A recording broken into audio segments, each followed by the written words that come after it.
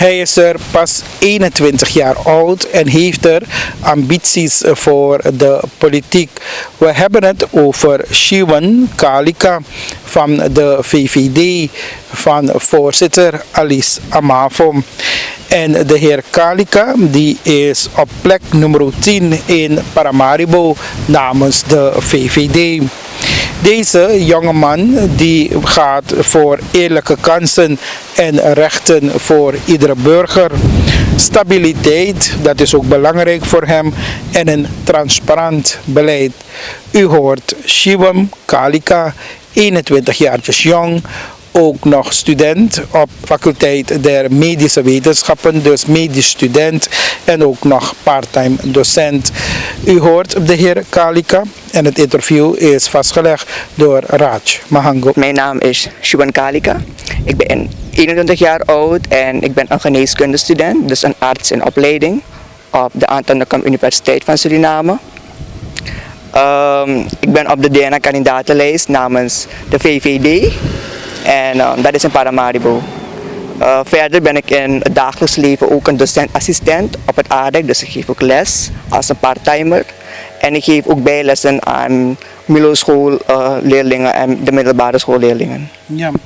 En Shiwan woont al zelfstandig of je woont nog in bij je ouders? Ik woon nog bij mijn ouders, voor dit nu, ja. Ja. En hoe jong ben je? 21 jaar. Ja. Maar zou je nu al op je 21ste zelfstandig willen wonen? Op deze leeftijd zou ik nog niet zelfstandig willen wonen, want ik moet mezelf nog opbouwen, want het leven is niet alleen maar om een huis. Je moet ook SWM, EBS kunnen betalen. Daarvan heb je ook het levensonderhoud. En daarvoor heb je dan ook een baan nodig. Dus op zo'n jonge leeftijd alleen wonen zal me alleen schulden brengen. Ja. Waarom gekozen voor de VVD, heer Kalika? Oké, dus de VVD, zoals de naam zegt, Volkspartij voor Vernieuwing en Democratie. Ik vind dat deze partij is niet etnisch gericht, is een nieuwe vakbeweging. Ik wilde fris beginnen en ik vond dat de ideologie past bij mijn principes. Daarom gekozen voor de VVD. Ja. En u staat er op plek nummer 10. Hoe kijkt u hier tegenaan? Nummer 10 in Paramaribo. Op zo'n jonge leeftijd vind ik voor mezelf wel goed. Ik zal niet zeggen dat ik spijt van heb, dat ik misschien niet op nummer 1, 2, 3 of 4 ben gekomen. Nummer 10 vind ik voor mezelf goed en vanuit hier wil ik mezelf opbouwen. En waarom wil de heer Kalika parlementariër worden? Oké, dus het gaat niet om het worden van een parlementariër. Dat is niet mijn hoofddoel. Mijn hoofddoel eigenlijk is om iets te betekenen voor Suriname buiten mijn studie, buiten mijn toekomstige baan. En dan als ik middels een DNA-lid iets voor het volk kan betekenen en veel meer voor het volk kan betekenen, dan waarom niet? En dat denk ik zou iedere plicht van elke burger zijn om het land op te bouwen. Ja. En wat zou jij dan willen doen? Wat zijn jouw aandachtsgebieden, jouw aandachtspunten? Ik heb 3 aandachtspunten. Mijn eerste punt zijn gelijke rechten en kansen voor iedere burger, voor iedere Surinaamse burger. Nummer 2 is stabiliteit. En het derde punt is een transparant beleid binnen Suriname. Wat vindt u dan niet transparant, heer Kalika, bijvoorbeeld aan het huidig beleid? Oké, het is niet aan het huidig beleid. Het is altijd zo geweest in Suriname sinds de verkiezingen. Het volk is alleen belangrijk voor en tijdens de verkiezingen. Na de verkiezingen dan ligt de macht eigenlijk bij de beleidmakers en het volk is meestal vergeten. Bij een transparant beleid dan zorg ik ervoor eigenlijk, of wil ik ervoor zorgen dat het volk actief bij betrokken is. Ook zelfs na de verkiezingen. Dus ik wil het volk ook laten participeren bij het maken van nieuwe wetten, nieuwe regels die in het DNA gemaakt zullen worden. Kan je dat staven middels een voorbeeld, hoe je dat wil bewerkstelligen? We gaan eerst kijken naar het grondwet. Wat zegt het grondwet? De artikelen en daar aan de hand van het grondwet dan kunnen we dan zo'n wijziging aanbrengen. En we wonen in een digitale tijd nu, dus we kunnen ook middels verschillende Facebook posts, Instagram posts of laat zeggen middels een digitale app of zo kunnen we ook maken, waarbij de burgers kunnen voten indien ze met een bepaalde wet eens kunnen zijn. We moeten van de technologie gebruik maken, vind ik nu. En we moeten het ouderwetse even aan de kant laten en een beetje focussen op ontwikkelingen. Er is kritiek wanneer het aankomt op het parlement van Suriname.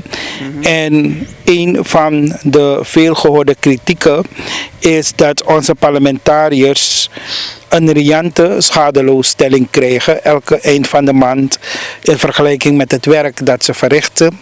Wat is uw zienswijze als kandidaat parlementariër?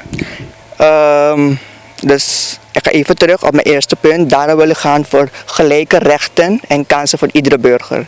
En dan wat betreft dat, de riante schadeloosstelling. Ik wil bepaalde privileges van bepaalde DNA-leden of van DNA-leden op zich indammen. Niet allemaal, want je krijgt bepaalde privileges, toelage kleding, toelage benzineprijs, benzine toelage krijg je. Dus bepaalde dingetjes wil ik beperken. En ik zou ervoor staan om, laat zeggen, een deel van het salaris van een DNA-lid, laat zeggen 10-20%, dat zo'n DNA-lid dat afstaat naar het volk toe. En dan dus dat bedrag dan besteed wordt voor de wederopbouw van Suriname. Dus dat is uw zienswijze, zegt u. Ja. En wat vindt u zelf ervan dat parlementariërs soms naast het dat ze parlementariërs zijn, ook nog een tweede of een derde baan hebben? Kijk, dus er zijn veel DNA-leden die 2 banen hebben. Je hebt mensen dus die werken in het DNA en daarbuiten ook een andere functie bekleden. Dat is een gevoelig onderwerp, want laat zeggen bijvoorbeeld, ik ben een artsenopleiding. Stel ik word een arts en ik ben tevens een DNA-lid. Dan zou ik niet mijn baan willen opgeven, want ik weet, voor een arts heb ik jarenlang gestudeerd. Ik heb er hard voor gewerkt om een arts te zijn, om ook de mensen te dienen in de gezondheidszorg of in de gezondheidssector. Toch? Dus in zo'n geval zou ik het dan niet erg vinden als je 2 banen hebt. Maar laat zeggen bijvoorbeeld, je hebt de functie als DNA-lid, maar je bent ook dat je een functie krijgt namens je partij of namens de regering bij een bepaald ministerie bijvoorbeeld, dan zou ik wel zeggen van oké, in zo'n geval kunnen we wel de tweede baan wegschrappen. Want de tweede baan krijg je als het ware doordat je partij aan de macht zit. Dus dan in zo'n geval vind ik het dan wel jammer. Maar als je er zelf voor hebt gewerkt, bijvoorbeeld voor een leerkracht, voor een arts, dan mag je het wel behouden, vind ik. Hoor. Maar hoe ziet u dat zelf? Parlementariër zijn is parttime of fulltime werk? Een parlementariër zijn is op zich fulltime werk. Want het kost veel energie. Je moet je standpunten duidelijk op het papier kunnen leggen. Daarnaast moet je ook het grondwet continu bestuderen. Welke artikelen zijn er, welke middelen zijn er. Om het land goed te begeleiden in de juiste richtlijnen. Ja. DNA is wetgevend orgaan, heer Kalikam. En dat betekent, jullie gaan daar moeten werken aan heel wat wetten en wetsproducten. Heeft u al erover nagedacht en tegen uzelf gezegd van nou, als ik daar kom, dan is dat zo'n wet of wetsproduct dat ik sowieso op de rol zou willen krijgen. Heb je al daarover nagedacht en welk wetsproduct zou dat zijn? Ik heb dus nog niet zodanig nagedacht, maar ik heb wel in mind, indien ik gekozen word, ik de Valita-wet wil laten vervallen. En daarvoor heb ik het duidelijk uitleg. De Valita-wet is al sinds 3 weken of 4 weken al ingegaan. En we zien nu weer dat de koers aan het stijgen is. En men zei tegen ons dat de koers juist zal droppen. Maar de koers stijgt nu. En de Valita-wet op zich is economisch bekeken niet van toepassing. Je kan ook de boeken inslaan. Een koers wordt bepaald door vraag en aanbod en niet door een wet. Dus als eerst zou ik dan zo'n wet laten vervallen. Ja. Wat vindt u, heer Kalika, van onze huidige parlement en van onze DNA-leden? Er zijn DNA-leden die werken voor het volk. Je hebt mensen die werken voor het volk. En je hebt bepaalde DNA-leden die misschien vergeten zijn wat de taak is van een DNA-lid. Ik wil het gewoon hierbij houden en ga niet echt in detail daarop. Ja. En waarom niet? Het is een gevoelig onderwerp en mensen in Suriname zijn heel kritisch. Dus ik ben bang een beetje aangevallen te worden op social media. En op de televisie zullen mensen me zien. Dus die gaan zeggen van ja, wat zegt deze kerel nou? Dus ik ben een beetje voorzichtig met zulke uitspraken. En u bent 21, Ja. ja, vrij jong. Men zou zeggen, waarom zouden ze jou een kans moeten geven? Wat weet hij van de politiek? Klopt, ik heb ook dus dat vaak gehoord. Waarom men als Sjoerd Kalika een kans moet geven. Sjoerd Kalika zorgt voor verjongen binnen de politiek. Sjoerd Kalika is iemand die dynamisch en durvend is. En wat weet ik van de politiek? Ik ben haast elke dag bezig met de politiek. En dat is niet sinds vandaag of sinds gisteren. Ik ben al sinds een jaar bezig met het lezen van artikelen, grondwet. Ik kom ook bezig met sociale activiteiten. Ik heb ook meegedaan aan sociale activiteiten. Ik was zelfs lid van de verkiezingscommissie op het ADEC. Dus ik hou met alles bezig. En ik geef toe, ik ben nog in de leer. Ik moet nog meer leren. Maar als men aan de oudjes een kans kan geven die in het DNA zitten, dan waarom niet aan ons jongeren toe?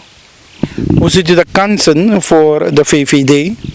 De kansen voor VVD op dit moment, ik zou zeggen, we maken best wel kans op het halen van stemmen. Maar wat betreft zetels, dan wil ik geen uitspraak over doen, want de verkiezingen zijn echt onvoorspelbaar. Want meestal mikt men op een aantal x-zetels en uiteindelijk zie je dat iets anders uit de bus komt. Maar de VVD zie ik wel goed uit de bus komen. Ja, en ik hoop het beste voor de VVD ook. Wat we nu ook zien, dat een trend aan het worden is in de politiek, heer Kalika. En ik moet deze vraag sowieso ook aan u stellen, gelet op uw jonge leeftijd. En dat u pas ook in de politiek gaat. Overlopers en personen die verraad plegen. Uw zienswijze? Kijk, indien je een overloper bent en meestal gaat het voor geld, meer percelen, auto's of noem maar op, ik weet niet zelf. Een overloper betekent dat jij je idealen hebt voor jezelf. Je principes laat je vallen voor het Surinaamse volk. Ik vind dat je ziel verkoopt ten koste van het Surinaamse volk, de belangen van het Surinaamse volk.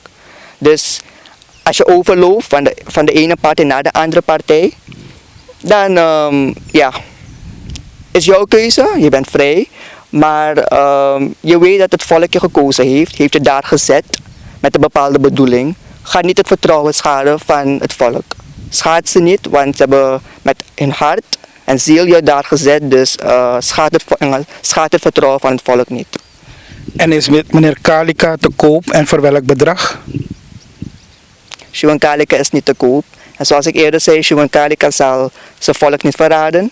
Sjoerd Kalika zal zijn ziel niet verkopen ten koste van een 2 miljoen SAD of zo. Moet een 21-jarige medisch student de kans krijgen om parlementariër te worden? Waarom niet? Dat zou ik aan het volk vragen. Want als je een persoon gaat judgen op basis van zijn leeftijd, zijn uiterlijk, dan ga je niet ver komen. Want in het DNA zijn er mensen met PhD, masters en DRS-opleidingen die een bepaalde wet hebben gemaakt waardoor het land nu pinaart. Wat zou Sjoerd Kalika tot slot zeggen aan alle first voters en aan de zwevende kiezers? Aan alle first voters en zwevende kiezers, make up your mind, denk goed na, politiek is geen spel. Maar 1 keer in 5 jaar krijg jij de kans om te stemmen op mensen die het land zullen besturen voor de komende 5 jaren. Dus make up your mind, denk goed na, kijk naar welke partij de beste principes heeft, een goed programma heeft en stem op zo'n partij. En laten wij gezamenlijk Suriname weer opbouwen naar weer een bloeiend land.